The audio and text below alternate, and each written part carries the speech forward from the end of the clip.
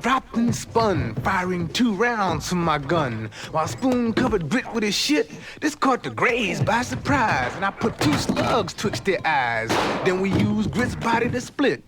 We backed out slow, still clutching our dough, and using Grit's body as a shield, Spoon had the money in a sack and his gun in Grit's back, so Grit made his bodyguards yield. When we got to the door, we flung Grit to the floor, then fired a few rounds in the air. The shots rang loud, panicked the crowd, and they all started running for the rear. We cut out for the short to avoid getting caught, now that the shit had hit the fan. But as we burst through the door, we were chased by 4 more, and they pursued us in a blue sedan. Fortunately, our hog was fast, and we had a full tank of gas as I accelerated to 105, but they were hot on our heels and some Oldsmobile wheels equipped with automatic super drive.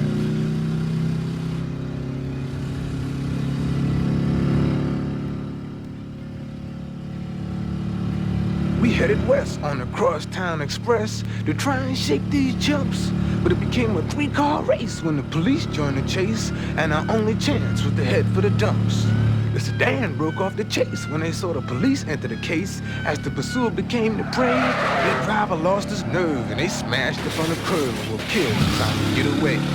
Since we had them both beat from the jump, we arrived first at the dump and pulled into one of the lanes. There were rows of abandoned wrecks, one right after the next, and they were linked by rusted chains. We had played there as kids and had oftentimes hid stolen goods, jewelry, or cash. We would go there a lot to hide stuff that was hot when we couldn't get next to our stash.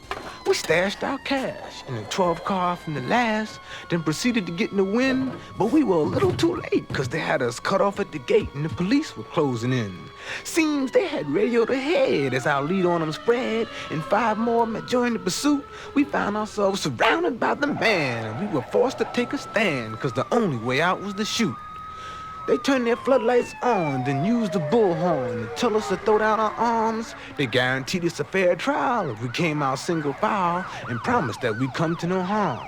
But we could tell by their rap that they were laying a trap to get us to step out in the light. They would shoot a black man to death on just suspicion of theft, so we figured it was better to fight.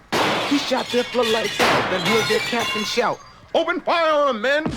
They cut loose with a barrage of lead that whistled past my head, and the shit hit the fan again.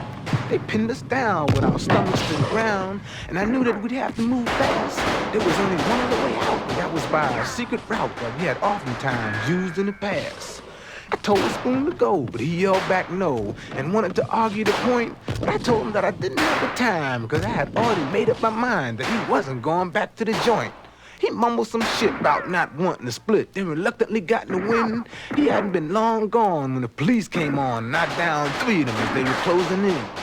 But their attack was combined. 2 more came up from behind and shot me before I could turn around. I heard a whip light crack and felt a sharp pain in my back as I slumped and fell to the ground. They started busting me up good and would have killed me if they could, but for this one black cop on the scene, they were stomping me to death, and I was gasping for breath when he stepped up and intervened.